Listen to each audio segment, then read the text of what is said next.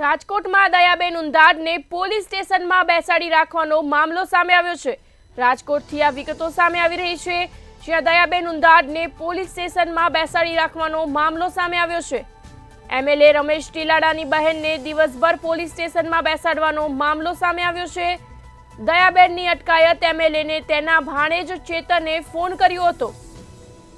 Police mummy દયાબેનને લઈ ગઈ હોવાની ભાણેજે ચેતને વાત કરી હતી। ધારાસભ્યએ તેના ભાણેજને કહ્યું હતું, મને મેટરની ખબર જ નથી। મામા ભાણેજ વચ્ચે થયેલ વાતચીતનું રેકોર્ડિંગ પણ સામે આવ્યું છે। છેલ્લા 25 વર્ષથી ઘણા પ્રયત્નો કર્યા, પરંતુ બહેન માનતા નથી તેવું રમેશ ટીલાડાએ જણાવ્યું હતું। રાજકોટ દયાબેન ઉંધાડને પોલીસ સ્ટેશનમાં બેસાડી રાખવાનો મામલો સામે આવ્યો છે। એમએલએ રમેશ ટીલાડાની બહેનને દિવસભર પોલીસ સ્ટેશનમાં બેસાડવાનો મામલો સામે આવ્યો છે।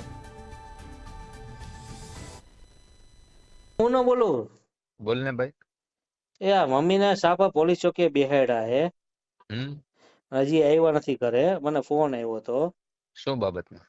હવે ઈ તો મને ખબર નથી। એમ કીધું મગન મામાએ પોલીસ ચોકીએ ફોન કર્યો હતો ને પોલીસ વાળા મને અહીંયા લઈ આવ્યા હે। તો હવે કરવાનું શું હે આમાં? શું કરવા પોલીસમાં પોલીસ લઈ ગઈ? હવે ઈ મને થોડી ખબર। મેં ફોન કર્યો પોલીસ વાળાને કે તમે પોલીસ વાળાને દિયો ફોન, તો પોલીસ વાળા પાડતા નથી અને ફોન કાપી નાખે મમ્મીનો। એટલે હું હમણાં જાવ જ છું પોલીસ ચોકીએ।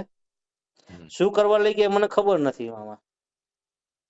બરાબર, હા કઈ વાંધો નહીં, પોલીસ ને વાત કરી લો। પોલીસ હા તમે વાત કરી લ્યો। કઈ વાંધો નહીં, પણ હવે આને છે ને મુન્ના, બોલો ને આનો એન્ડ લઈ આવવો પડે।